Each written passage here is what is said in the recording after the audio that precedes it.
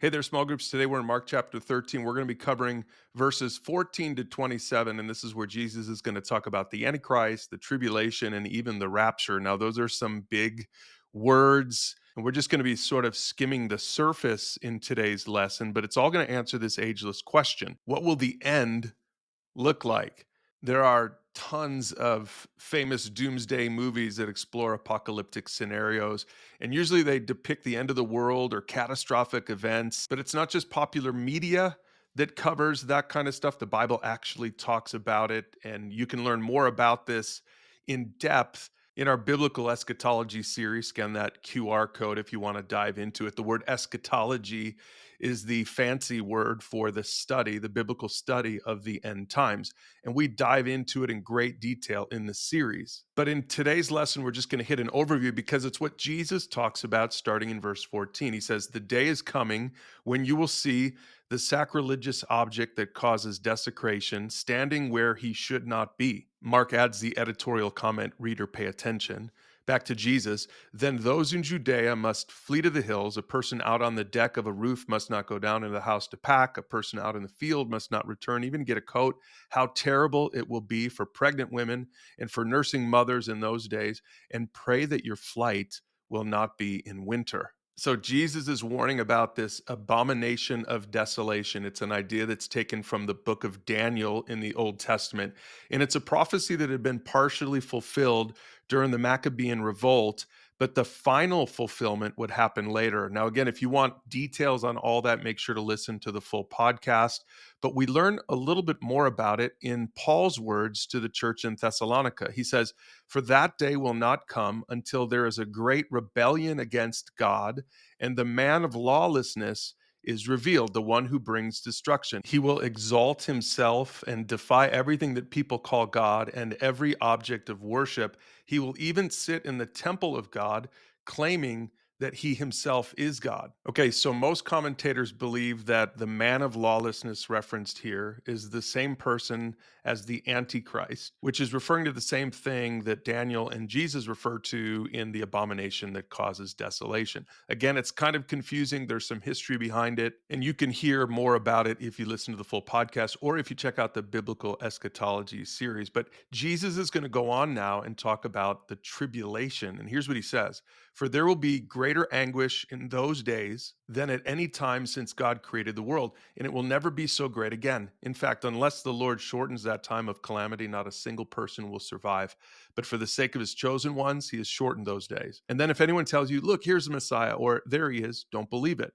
For false messiahs and false prophets will rise up and perform signs and wonders so as to deceive, if possible, even God's chosen ones. Watch out.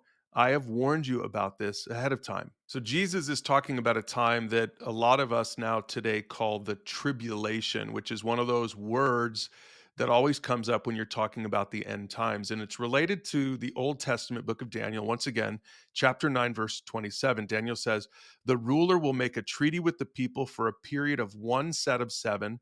But after half this time, he will put an end to the sacrifices and offerings. And as a climax to all his terrible deeds, he will set up a sacrilegious object that causes desecration." There it is again. "Until the fate decreed for this defiler is finally poured out on him." Now, the reason I'm showing you this Daniel passage is because that number seven, and also pay attention to half of the number seven, which would be three and a half. A lot of commentators believe that this is talking about a period of 7 years, and this is the period that many theologians believe coincides with the idea of the tribulation. So the tribulation will be 7 years long, is what a lot of people believe. And all of this is connected into one more important keyword when it comes to the end times, and that word is the rapture. And this is what Jesus says about that in verse 24. "At that time, after the anguish of those days," again referring to the tribulation, "the sun will be darkened, the moon will give no light, the stars will fall from the sky, and the powers in the heavens will be shaken.